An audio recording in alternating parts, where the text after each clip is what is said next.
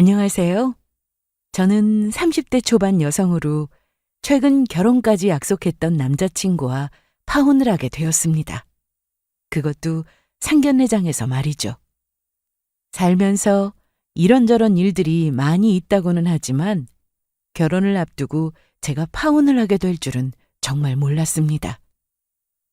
여러분이라면 상견례 날 시어머니가 될 사람이 어떻게든 이 결혼을 깨고 싶어 한다는 걸 알았을 때 어떻게 하시겠어요? 이미 자기 아들과 저를 결혼시킬 마음이 없으면서 상견례장에 나왔는데 저희 집이 평범한 줄 알았던 예비 시모는 집안 차이가 너무 난다며 탐탁지 않아 했고 거기다 제가 과거 대회에 나갔다가 수상한 경력을 가지고도 트집을 잡으며 어떻게든 이 결혼을 깨려고 애쓰는 모습이 기가 막혔습니다. 그 당시에는 왜 나한테 이런 일이 생겼나 싶었지만 생각해보니 오히려 저는 운이 좋은 거였습니다. 남자친구는 물론 그 집 식구들은 모두 속물이었는데요. 예비시댁은 자기 아들이 세상 잘난 줄 아는 그런 집안이었습니다. 거기다 저희보다 집안이 더 잘 산다고 생각했는지 손해본다는 생각을 하길래 결국 그들이 원하는 대로 해주었습니다. 하지만 후회한 쪽은 저희가 아니라 남자친구였습니다. 저는 남자친구를 친구 소개로 만났습니다. 준수한 외모에 만나면 만날수록 마음이 따뜻한 것 같아 마음이 절로 가더라고요. 사귀기 시작한 시점부터 남자친구와 저는 다툰 적도 거의 없었습니다. 대화할 때 서로 기분이나 감정이 상할 일이 거의 없었죠. 저나 남친이나 서로 기분 상할 만한 말은 하지 않았으니까요. 무슨 말을 하든 서로를 존중하며 만났습니다. 남친 친구들과 만난 적도 있었는데 친구들이 하나같이 다 담배를 피우고 술을 많이 마셨으나 남자친구는 술, 담배도 하지 않았습니다. 술은 몸에서 안 받으니까 못 마신다고 했고 담배는 피웠다가 끊었다고 했습니다. 자기는 친구들 담배 피울 때 담배 생각 안 나? 안 나. 완전히 나 끊었다니까. 그리고 자기가 담배 냄새 질색하잖아. 저와 약속한 걸 꼭 지키고 싶다며 사소한 것 하나까지도 기억하며 제가 싫어하는 건 하지 않으려고 하는 모습이 너무 고맙고 좋았습니다. 남자친구에게는 누나가 한 명 있었는데 남친은 저와 데이트를 하면서 누나 얘기를 종종 했습니다. 남친과 만나서 길을 걷고 있는데 제가 차도 쪽으로 걸으면 남친이 바로 자리를 바꾸고 제가 짐을 들고 있으면 바로 들어줄 정도로 남친은 정말 자상했습니다. 왜 이렇게 매너가 좋으냐고 혹시 여자를 많이 만나본 게 아니냐 하면서 제가 장난식으로 말하면 남자친구는 누나한테 배웠다고 했습니다. 누나? 우리 누나가 항상 그랬거든. 나중에 여자친구 생기면 꼭 이렇게 하라고. 그래야 여자들이 좋아한다면서. 누나는 만나는 사람 없으셔? 지금은 없어. 자기 누나에 대해서 자세히 말해주지는 않았지만 대충 나이는 알고 있었습니다. 내일 모레 40인 나이였는데 아직 만나는 사람도 없고 나이도 좀 있어서 결혼 생각이 없는 분인가 싶었어요. 암튼 남자친구는 자기 누나한테 코치를 받는 것 같았고 성격은 약간 수동적인 면이 없지 않아 있었습니다. 남친의 직업이 변리사였는데 공부만 하느라 여자 만날 시간도 없었다고 들었거든요. 그러다 보니 남친 누나가 이것저것 알려주는 것 같았습니다. 그래서 둘이 만나면 거의 제가 갈 곳을 정하는 편이었습니다. 이건 불만이 없었습니다. 제 성격상 친구들을 만나도 어디로 갈지 어떤 음식을 먹을지 제가 많이 알아보는 편이었으니까요. 사귄 지 얼마 되지 않았을 때 남자친구는 데이트 코스를 짜온 적이 있었습니다. 지영아, 우리 오늘 되게 바쁘다? 그게 무슨 말이야? 항상 자기가 하자는 대로 해서 이번엔 내가 계획을 좀 세워봤어. 정말? 계획이 뭔데? 봐봐. 오, 암튼 오늘 할 거 많으니까 나만 믿고 따라와. 종이에 뭘 할지 적어온 걸 대충 봤는데 남친은 시간대별로 장소를 적어왔더라고요. 지영아, 다 먹었어? 응, 왜? 그럼 얼른 일어나. 다음 코스 가야 돼. 좀 천천히 가자. 거기 적어온 대로 다 안 해도 돼. 아니야, 그래도 계획대로 하면 좋지. 그럼 이제 어디로 가는데? 이번엔 서점이야. 서점? 어, 가서 책 좀 보자. 나 사고 싶은 것도 있고. 저도 서점은 나쁘지 않았습니다. 그래서 근처 대형 서점으로 향했는데 남친은 책을 정말 좋아하더라고요. 이날 주말이라 사람들이 많아서 의자에 빈자리가 없었는데 서서 한참이나 책을 들여다봤습니다. 서점에는 꼭 책만 있는 건 아니었기 때문에 구경할 것도 많아서 다이어리 같은 펜시 용품이랑 또 생활용품까지 이것저것 구입도 했습니다. 지영아, 이거 받아. 내 거야? 나 책 사면서 자기 것도 하나 골랐어. 이거 진짜 재밌으니까 꼭 읽어봐. 알았어. 고마워. 잘 읽을게. 이날 남친으로부터 선물 받은 책은 제가 이미 읽은 책이었어요. 그런데 절 생각해서 선물해 준 거라 모른 척하고 받았습니다. 그리고 쉴 틈 없이 남자친구가 짜온 계획대로 움직이려니 너무 타이트하고 힘들었는데 그래도 재미는 있었습니다. 보통 밥 먹고 커피 마시고 헤어지는 게 전부였는데 이날은 밥도 먹고 차도 마시고 책도 보고 또 전통시장 가서 부침개도 사 먹고 아주 바빴어요. 다리는 무지 아팠지만 특별한 경험이었습니다. 하지만 남자친구가 항상 이렇게 계획을 짜오진 않았습니다.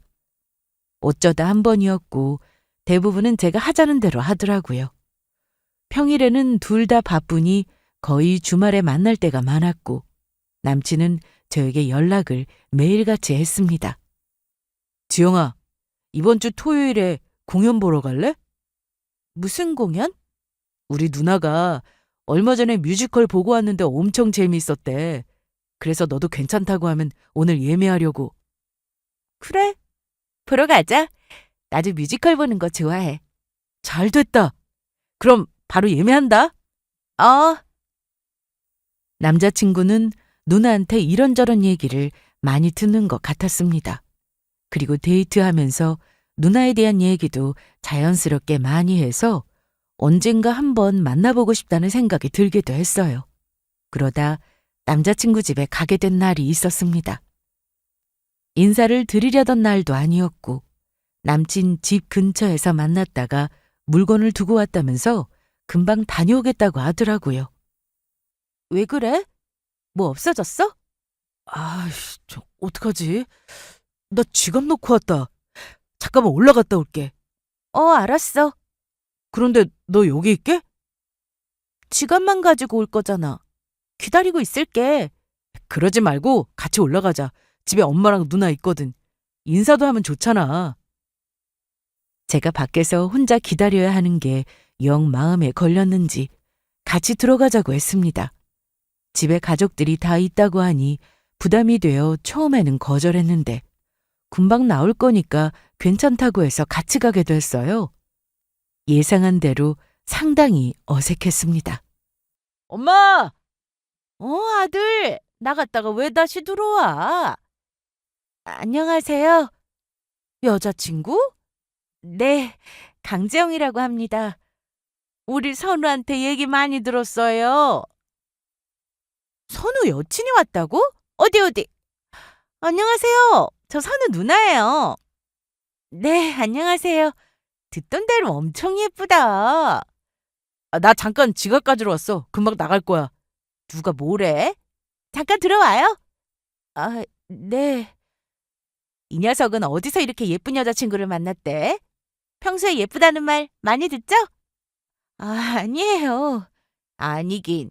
우리 선우가 잘해줘요? 네. 선우 제 쑥맥이라 연애하는 것도 잘 모를 텐데 어떻게 잘해줘요? 가자, 지영아. 우리 나가요. 타이밍 봐라. 이 누나가 얘기하고 있는데. 다음에 해. 빨리 나가야 돼. 그래, 너무 늦지 말고. 안녕히 계세요. 갑자기 인사를 드리게 되어 당황스러웠습니다. 남자친구의 어머니는 저를 빤히 쳐다보고 계셨고, 누나라는 사람은 저에게 쉬지 않고 질문을 했습니다. 그런데 자꾸 외모에 대한 질문이 이어져서 좀 난감했어요. 우리 누나가 좀 짓궂지? 집에서도 나한테 그래. 그러니까 별 신경 쓰지 마. 우리 빨리 공연 보러 가자. 그래. 이날 저희는 공연을 아주 재미있게 봤고, 나와서 시간을 보니 오후 7시가 넘어서 배가 고팠습니다. 그래서 뭘 먹을까 고민하던 중 남친의 누나로부터 전화가 왔습니다. 배고파. 자기야, 우리 뭐 먹을까? 오랜만에 분식 어때? 분식 괜찮지. 그런데 요 앞에 국밥도 좀 땡긴다. 그럼 자기가 먹고 싶은 걸로 먹자. 아니야, 내가 고른 음식은 꼭 맛이 없더라. 자기가 정해. 난 국밥도 괜찮은데? 지영아, 잠깐만. 누나, 왜? 공연 끝난 거 어떻게 알고 바로 전화했어? 알지. 아, 그래? 알았어, 땡큐. 무슨 전화야? 누나가 지금쯤 공연 끝났을 것 같다면서 맛집 알려주려고 전화한 거래. 맛집? 누나도 공연 보고 거기서 저녁 먹었는데 엄청 맛있었다네. 빨리 가자. 거기가 9시에는 문을 닫는 곳이라 지금 빨리 가야 된대. 그래, 알았어. 이때까지만 해도 남자친구는 누나랑 사이가 좋다고만 생각했습니다. 서로 사이가 나쁜 것보다야 훨씬 나았으니까요. 공연도 보고 맛있는 저녁까지 먹고 나니 주말을 아주 잘 보낸 기분이 들었는데요. 이날 헤어지기 전 남친이 이런 말을 했습니다. 지영아. 나도 너네 집에 인사 가고 싶어. 나도 아직 정식으로 인사드린 건 없는데? 아까 인사했잖아. 그게 무슨 인사야. 암튼 얼굴 도장 찍었잖아. 나도 자기네 부모님께 인사드리고 싶단 말이야. 인사드리고 부모님하고 친해지고 싶어. 어떤 분들인지 궁금하기도 하고. 그럼 내가 말씀드려 볼게.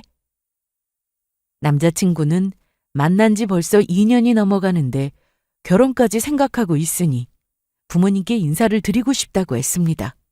그래서 저는 부모님께 말씀드려서 인사하는 자리를 마련했습니다. 처음에는 식당을 따로 예약할까 싶었는데 남친이 집에서 편하게 보고 싶다고 하길래 집으로 초대를 했습니다. 뭐야, 정장 불편하지 않아? 이럴 때 항상 입어서 지겹다며. 그래도 오늘이 보통 날도 아니고 처음으로 자기 부모님께 인사드리는 날이잖아. 이 정도는 입어줘야지. 그런데 무지 떨린다. 그럴 거 없어. 우리 엄마 아빠 정말 좋으셔. 제 말대로 저희 부모님은 정말 좋으신 분들이셨습니다. 저희 부모님이라서가 아니라 제가 자라면서 화내신 모습을 본 적이 없었고 두 분 사이도 굉장히 좋으셨어요. 그래서 나중에 결혼을 하게 된다면 부모님처럼 살고 싶다는 생각을 참 많이 했었습니다. 그러다 보니 남자친구도 분명 저와 같은 생각을 하게 되지 않을까 싶었습니다. 처음 뵙겠습니다. 오선우라고 합니다. 어서 와요. 이리 앉아요. 우리 딸이 사진으로는 참 많이 보여줬는데 직접 보니 반가워요. 네, 저도요. 지영이가 얼마나 자랑을 했나 몰라요. 착하고 예의 바르고 똑똑하다고. 아닙니다. 저 그 정도는 아닌데 지영이가 좀 과장을 한 것 같네요. 겸손하기까지 하네. 어서 차들어요. 그리고 어려운 자리라고 생각하지 말고 편하게 있어요. 네. 그리고 말씀 편하게 하세요. 그래야 제가 긴장이 풀릴 것 같습니다. 그럴까 그럼? 한참 부모님과 얘기를 나누다 보니 남자친구도 긴장이 어느 정도 풀렸고 갑자기 제 방 구경을 하고 싶다길래 방으로 데려갔습니다. 자기 방이 되게 아기자기하다. 좀 어수선하지. 내가 소품 사는 걸 좋아해서 잡동사니가 많아. 아니야, 보기 좋아. 그런데 저거 앨범이야? 볼래? 남친은 제 방에서 갑자기 앨범을 발견하고는 보고 싶다고 했고, 그래서 같이 봤습니다. 야, 주영이 넌 어릴 때부터 예뻤구나. 애기 때는 다 예쁘고 귀엽지 뭐. 잠깐만, 이거 뭐야? 상장이네? 공부도 잘했구나. 자기가 나보다 상장은 훨씬 더 많지 않아? 그렇지도 않아. 이건 뭐야? 자기 대회도 나갔었어? 아, 이건 동네 사람이 한번 나가보라고 해서 나갔다가. 1등이면 대단한데? 뭘 대단해, 한참 전인데. 나와서 과일 먹어. 엄마! 자기야, 나가자. 알았어. 분위기가 너무 어색하면 어쩌나 걱정을 좀 했는데, 그래도 남자친구가 많이 긴장하지 않고 얘기도 잘하고 밥도 잘 먹고 그래서 분위기는 좋았습니다. 배웅 잘해줬어? 엄마가 보기에도 반듯하지? 그렇더라. 예의도 바르고 말도 예쁘게 하고. 아빠는 좀 섭섭하다. 왜요? 너 기억 안 나? 크면 아빠랑 결혼한다고 해놓고 벌써 결혼한다고 남자친구를 데려오고. 네 아빠 괜히 저러신다. 그냥 웃고 넘겨. 그래도 난 아직 아빠가 최고야. 알면서.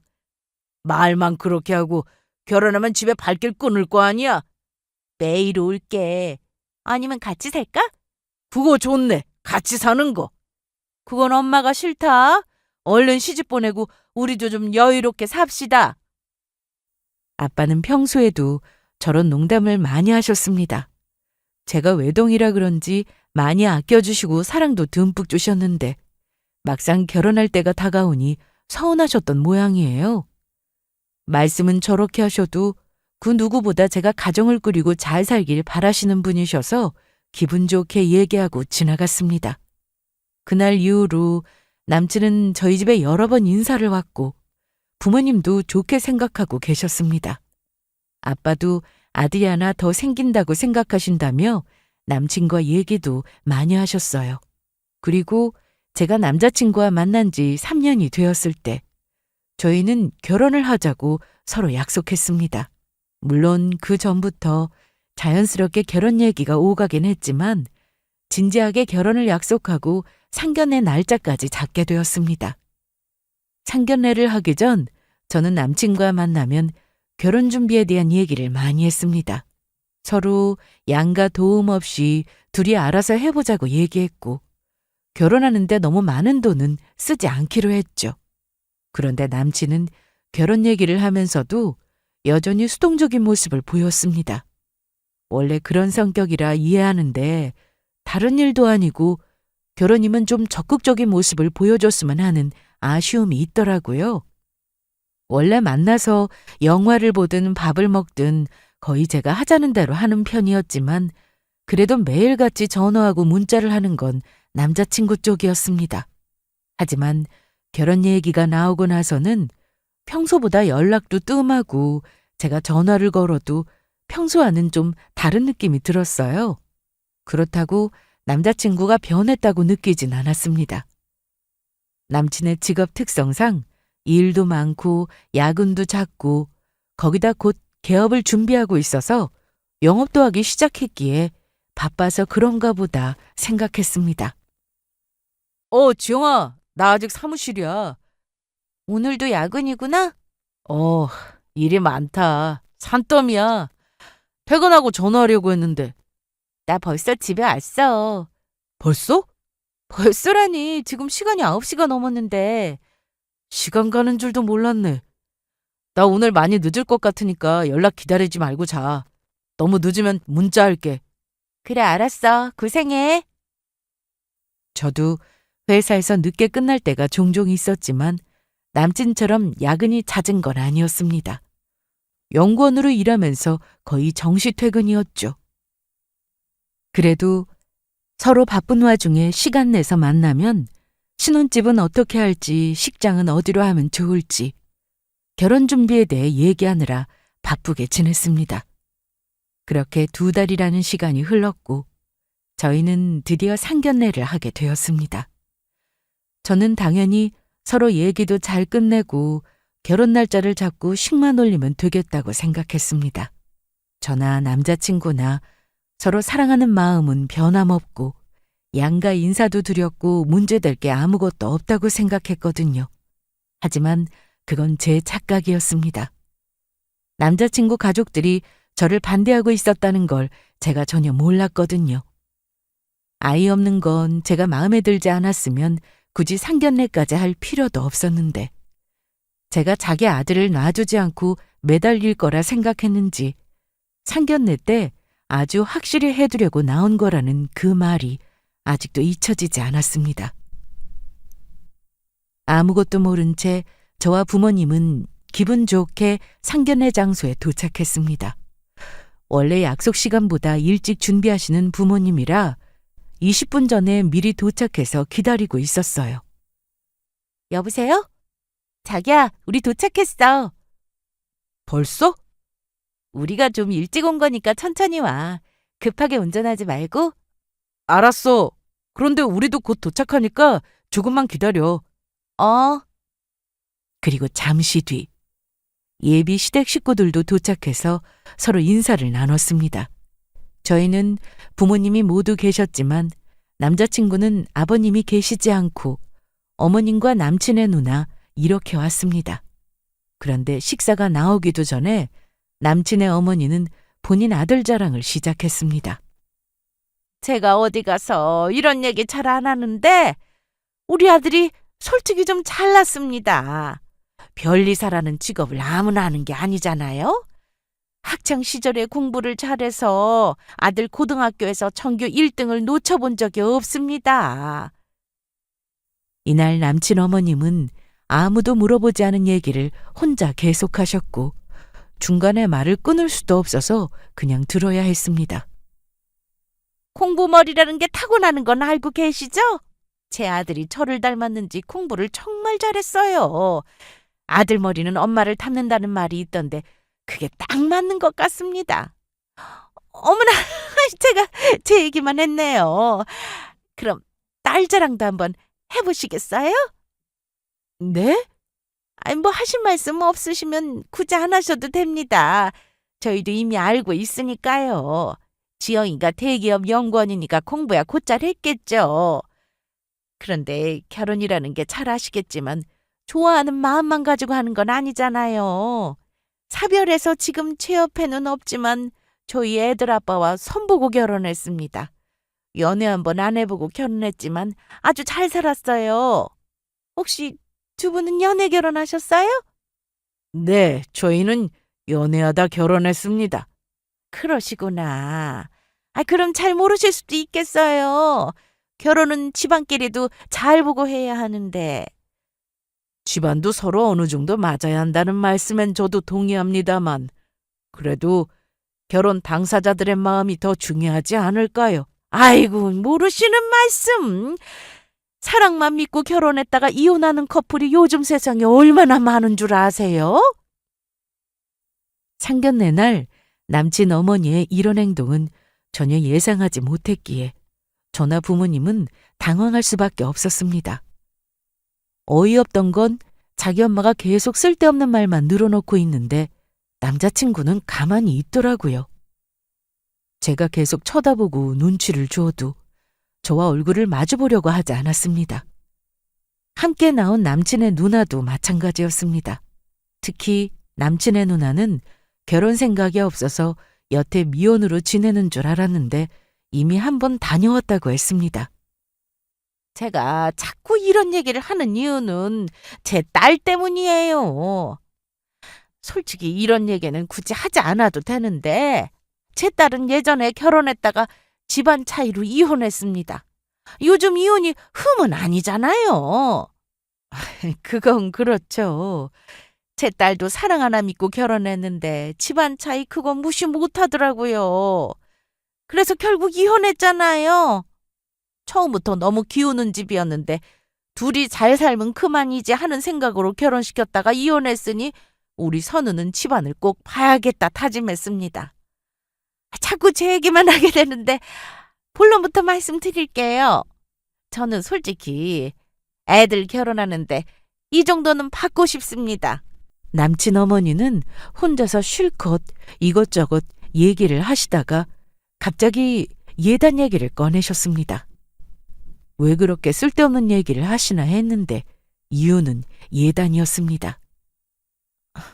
저 어머님, 그건 선우 씨하고 이미 얘기가 끝났는데요. 서로 주고받는 거 없이 생략하기로 했습니다. 너는 여태 내 말을 어디로 들었니? 결혼이란 집안끼리 하는 거라고 몇 번을 말해. 남자친구의 집은 강남이었고 딱 봐도 어느 정도 사는 집이었습니다. 집에 돈이 없는 것도 아닐 텐데 요구하는 목록을 보니 기가 막혔습니다. 정확히 받고 싶으신 예단이 어떻게 되시는데요? 기본은 해야죠. 기본이라고 하길래 흔히 아는 예단 정도로 생각했는데 그게 아니었습니다. 일단 친척들 한복을 맞춰야 하니 한복값이랑 오래된 가전은 다 바꿔주셨으면 합니다. 애들 살 집에 넣을 가전이 아니라요?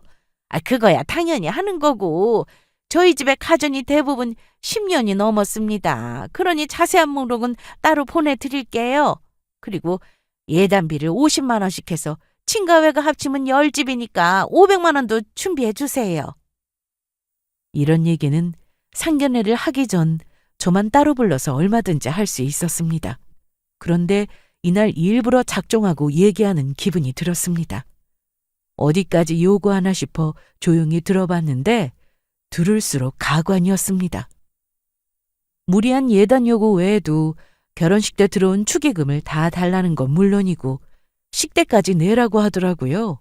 더 어이없는 건 저희 엄마가 너무 기막혀서 한 말씀을 하시려는데 남친 어머니는 아직 얘기가 끝나지 않았다며 다 듣고 나서 그때 말해도 늦지 않는다고 하셨습니다. 그리고 들으셔서 아시겠지만 저희는 강남에서 오래 살았습니다. 토박이나 마찬가지죠. 현재 사는 집 말고도 아파트가 한 채 더 있고 공동명의이긴 하지만 친정 식구들하고 같이 시골에 땅도 하나 가지고 있습니다. 저희가 이 정도 살고 있는데 양쪽 집안이 너무 차이 나면 결혼은 무리겠죠? 우리 선우한테 얘기를 들어보니 현재 사시는 집이 강남은 아니라고 하던데 그리고 30평대 아파트에 사신다고. 저희 사는 집에 애들이 결혼하고 상관이 있을까요? 당연히 있죠. 사는 환경 그거 무시 못합니다. 제 아들이 왜 이렇게 똑똑하고 잘났겠어요? 그거 다 환경이에요. 애가 타고난 머리도 있지만 강남에서 공부시켜서 공부도 잘했고 솔직히 다들 강남에서 살고 싶어 하잖아요. 하지만 그러지 못하는 이유가 뭡니까? 돈 때문이죠. 대출을 풀로 받아도 강남에 집 한 채 사기 힘든 게 요즘 현실인데 저희도 비슷한 수준의 집안과 사돈 맺고 싶습니다. 상견례를 시작하자마자 본인 아들 똑똑하다고 자랑하더니 이내 생략하기로 했던 예단 요구에 시댁 재산 목록까지 공개하고 이건 뭐 처음부터 작정하고 이 결혼은 허락 못한다고 얘기하려고 자리에 나온 것 같았습니다. 가만히 들은 남자친구를 보니 이미 가족끼리 다 입 맞추고 나온 것 같더라고요. 애들끼리 이미 예단이나 예물은 생략하기로 했다고 들었는데 아니었나요? 네, 아닙니다. 저는 생략하기로 했다는 말은 못 들었는데요. 그러자 옆에 있던 남친의 누나가 귓속말로 한참을 얘기하더라고요. 그리고 애들 집은 둘이 무슨 반반 부담해서 신혼집을 얻는다고 했다던데 그건 말도 안 되는 얘기입니다. 우리 아들이 지영이처럼 일단 직장인도 아니고 편리사인데 이런 사이가 생기는 거면 집 정도는 해오셔야 하는 거 아니에요? 제 딸도 좋은 직업 가지고 있습니다. 연봉도 서로 비슷한 걸로 알고 있고요. 결혼은 말씀하신 대로 집안도 어느 정도 맞아야 하지만 제일 중요한 건 두 사람 아닙니까? 엄마나 아빠는 그래도 남자친구를 좋게 보셨고 저와 결혼해서 잘 살 거라 생각하셨기에 어떻게든 좋게 얘기해 보려고 하셨는데 남친 어머니는 아예 들으려고 하지도 않았습니다. 이러실까봐 제가 초반에 그렇게 말씀을 드렸는데 아직 설명이 더 필요하세요? 그런데 그때 또 남친의 누나가 남친 엄마 귀에 대고 무슨 말을 속삭였습니다. 이쯤 되니 남친 누나가 조종을 하는 것처럼 보였습니다. 그리고 지영이 너 20살 때 미인대회에 나갔었다며? 네, 그게 왜요? 우리 아들이 저번에 네가 미인대회 나가서 1등 했다고 상장인가 보고 집에 와서 자랑하듯 말하더라. 그런데 그게 자랑은 아니지 않니?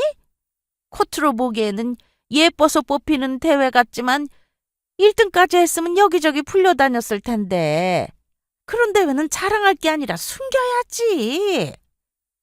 어머님, 그 대회는 저희 동네 번영회장님 추천으로 참가했었고 1등 수상하고 나서는 해당 지역 특산물 홍보차 사진 촬영하고 화보에 실린 게 전부였어요. 그건 내가 모르지. 그거 말고 또 무슨 일이 있었는지 내가 알 게 뭐야.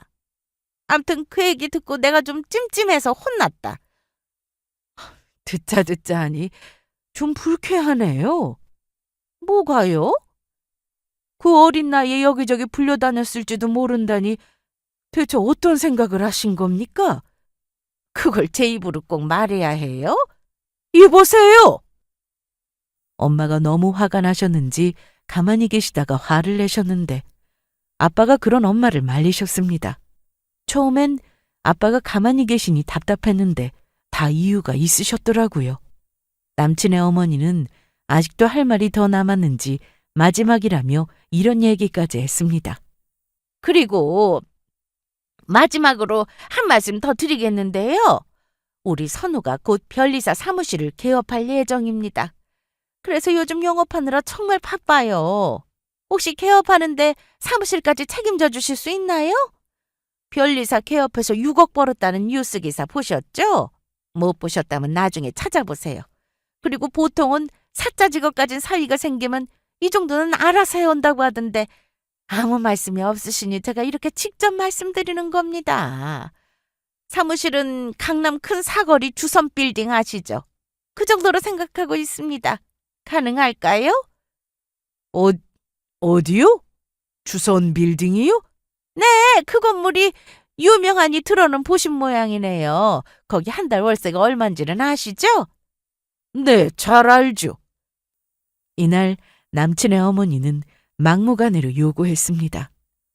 어차피 저희가 그걸 다 해오지 못할 거라고 생각했는지 나오는 대로 말하더라고요. 목적은 파혼이었을 테니까요.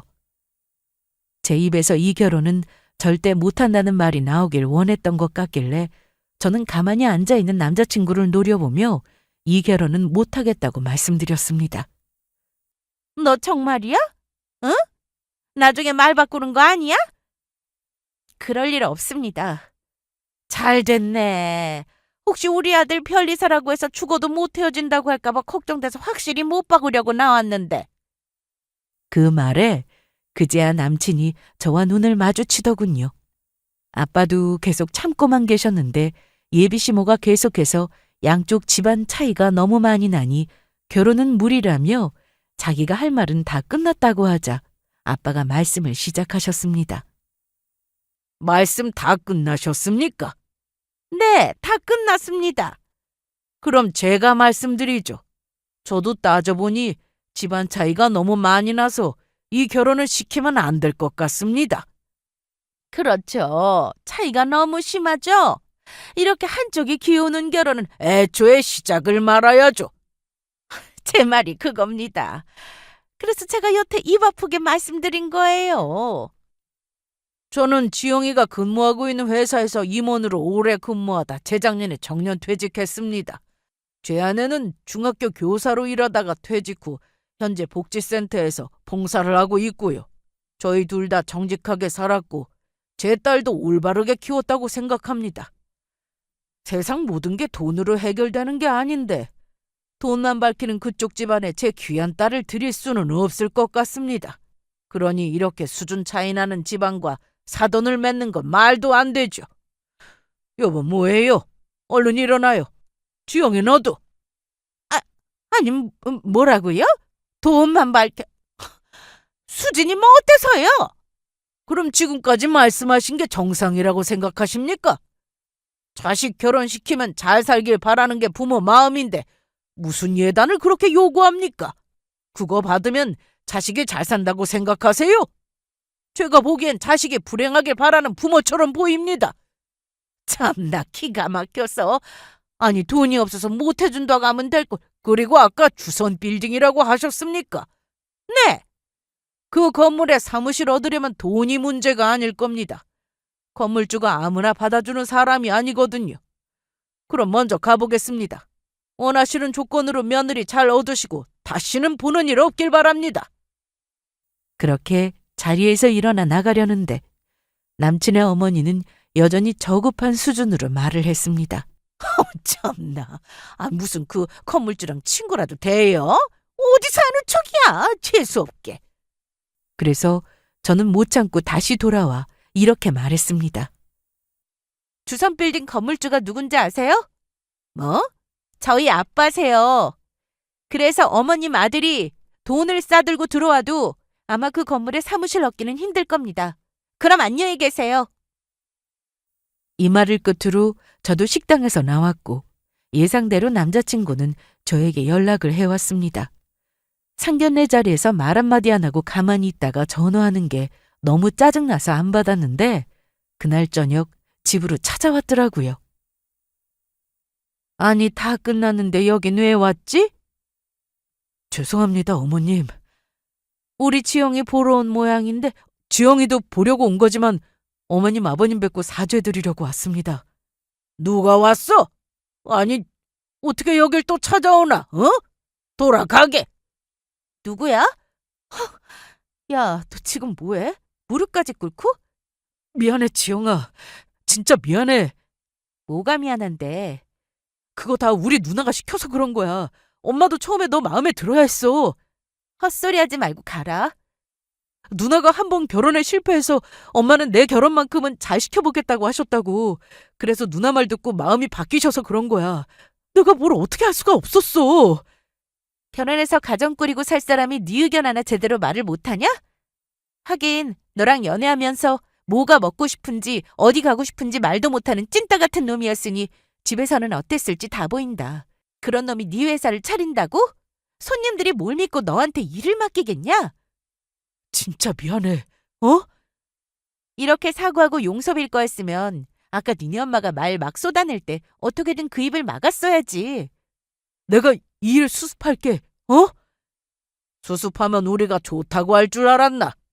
자네 여기 찾아온 것도 자네 의지 맞나? 네? 자네 어머니가 가서 용서 빌라고 해서 온 거 아니냐고 묻는 거네. 우리가 평범한 아파트에 산다고 해서 가진 거 없어 보이니까 무시할 땐 언제고. 빌딩 하나 가지고 있다고 하니까 어떻게든 붙잡고 싶었냐고. 아닙니다. 그거랑 상관없습니다. 그럼 아까는 왜 가만히 있었는데? 말해봐. 말해보라고! 아빠의 말씀대로 남친은 자기 엄마와 누나가 또 시키는 대로 사과를 하는 것 같았습니다. 진심이 보이지 않았죠. 그리고 저희 집에 건물이라도 없었다면 남친이 이렇게 찾아오는 일도 없었을 것 같았습니다. 지금 당장 자네 어머니한테 가서 우리 딸한테 사과하라고 전해. 아까 상견례장에서 우리 지영이한테 미인대회 출신이 어쩌고 막말한 거 바로 사과하라고. 네? 못 알아들었나? 아니요. 알겠습니다. 마침 요 앞에 엄마가 차에서 기다리고 계세요. 잠시만요. 남친은 아빠의 말씀에 급하게 나가더니 몇 분 뒤 자기 어머니와 함께 다시 왔습니다. 제가 아까는 아무것도 모르고 무례를 저질렀습니다. 죄송합니다. 지영이한테 똑바로 사과하세요. 남친 엄마는 잠시 머뭇거렸는데 엄마 뭐해? 빨리 우리 지영이한테 미안하다고 사과해야지. 그래. 지영아, 내가 아까는 정말 미안했다. 내 말에 상처받았다면 사과하마. 솔직히 그런 대회 출신이라고 하면 이미지가 안 좋게 보이는 건 사실이잖아. 대체 어떤 생각을 하시길래 이미지가 안 좋다는 거예요? 엄마 사과만 하세요. 그래, 알았다. 내가 생각이 좀 짧았어. 그런데 왜 아무나 수상 못하는 거 알면서. 미안하다. 정말 미안해. 이날 남친과 남친 어머니는 집까지 찾아와 무례를 저지른 것에 대해서 사과를 하셨고, 사과를 했으니 결혼은 예정대로 진행하자는 말씀을 하셨어요. 하지만 말도 안 되는 얘기였습니다. 무슨 헛소리야? 내가 너랑 왜 결혼을 해? 내가 미쳤니? 우리 엄마가 너한테 사과까지 했는데 안 돼? 그런 막말을 들어놓고 사과 한마디에 상처가 사라질 거라 생각해? 내가 너랑 사는 내내 정말 잘할게, 어? 됐어. 가서 니네 가족끼리 오순도순 잘 살아. 그리고 니네 집안 수준에 맞는 여자 만나라. 난 너랑 수준이 안 맞아서 길 가다 우연히 마주치는 일도 없앴으면 좋겠으니까. 남친 엄마도 같이 무릎을 꿇고 저희 가족 앞에서 사과를 했는데 끝내 결혼 허락을 받지 못하자 본성이 나왔습니다. 상견례장에서 그 모습 그대로 말이죠. 아니, 이럴 거면 사과를 왜 하라고 한 거야? 사과하면 결혼 허락해준다는 거 아니었어? 대기업 임원? 교사? 참나. 지금 퇴직하고 직업 없으면 무직이지. 고상한 척하고 앉아있네. 아유, 엄마 왜 그래? 넌 가만히 있어. 네 결혼 때문에 억지로 와서 사과까지 했는데 그 결과가 이거야?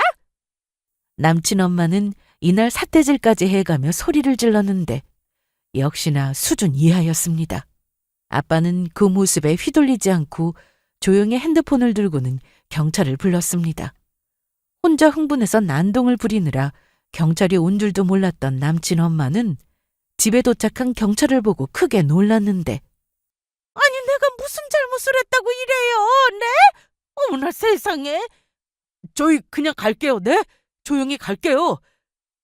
다행히 더 난동을 부리지 않고 조용히 갔는데 그날 이후 완전히 헤어졌다고 생각했던 전 남친과 전 남친의 엄마를 경찰서에서 한 번 더 마주하게 되었습니다.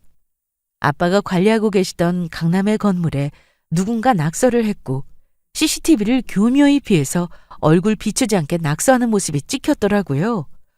처음엔 범인을 잡지 못해 직접 업체를 불러 낙서를 지웠는데 역시 꼬리가 길면 밟히는 법이죠. 범인은 키가 작고 검은색 후드를 입고 마스크까지 써서 누군지 전혀 알아볼 수 없었지만 낙서를 마친 사람이 도로에 세워진 차를 타고 가는 모습이 다른 건물 CCTV에 찍힌 걸 확인하면서 누군지 알게 되었습니다.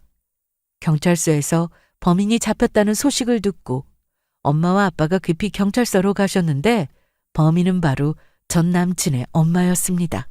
저도 뒤늦게 엄마의 연락을 받고 경찰서로 갔는데 전 남친도 와 있더라고요.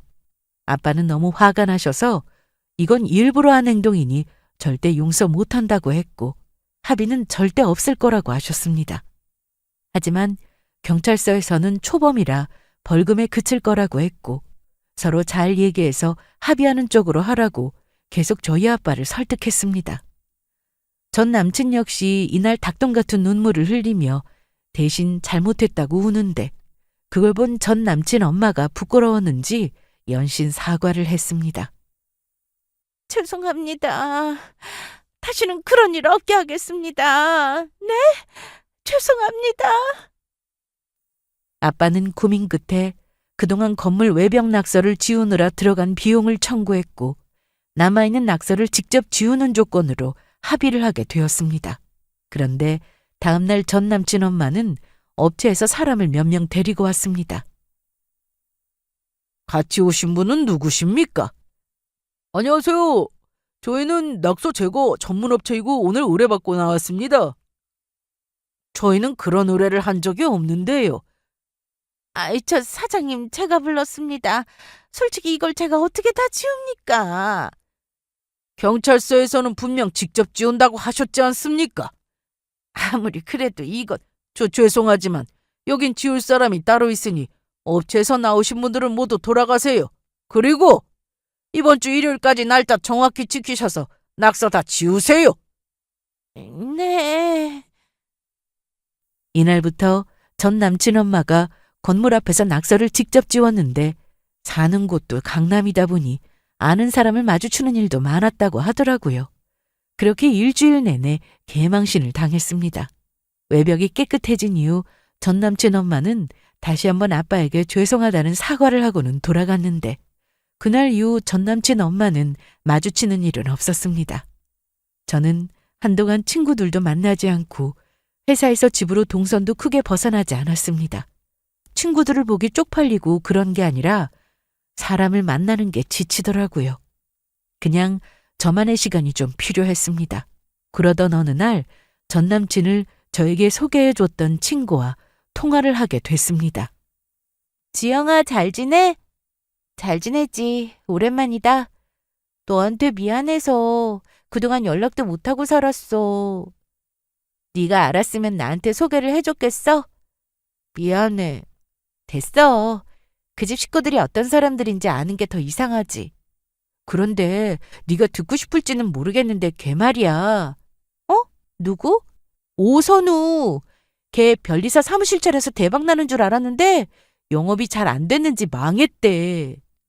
참나. 걔 그럴 줄 알았다. 그 성격이 영업은 무슨. 암튼 월세 못 내서 밀리다가 보증금 까먹고 요즘 다시 회사 소속으로 일하려고 알아본다는데 여태 백수란다. 사짜 직업이라고 해서 다 좋은 건 아니더라고. 걔가 뭐라고 살든 이제 내 앞에서 얘기하지 마. 그래, 알았어. 암튼 내가 미안한 것도 있고 우리 한번 보자, 응? 알았어. 종종 연락해. 이날 이후로 저는 전 남친의 소식을 전혀 듣지 못했습니다. 어디에 들어가든 전문직이니 밥벌이는 하겠지만 그런 성격에 저급한 인성을 가진 엄마와 누나까지 어떤 여자가 그런 집에 시집을 갈까 싶네요.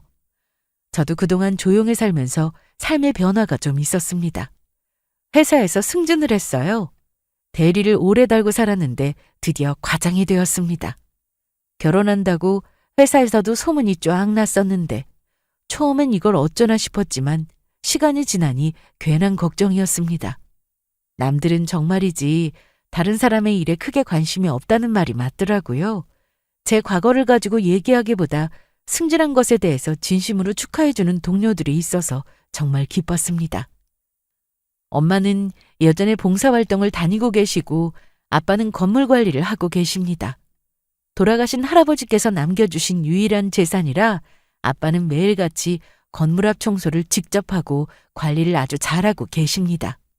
가진 것이 많아도 겉으로 드러내는 걸 별로 좋아하지 않으신 부모님 때문인지 저 역시도 아는 척, 있는 척 하는 걸 별로 좋아하지 않습니다. 괜히 그런 조건으로 사람들과 만나고 싶지 않더라고요. 언젠가 서로의 진심이 통하는 그런 만남이 있기를 바라며 제 사연은 여기서 이만 마치겠습니다. 끝까지 들어주셔서 감사합니다.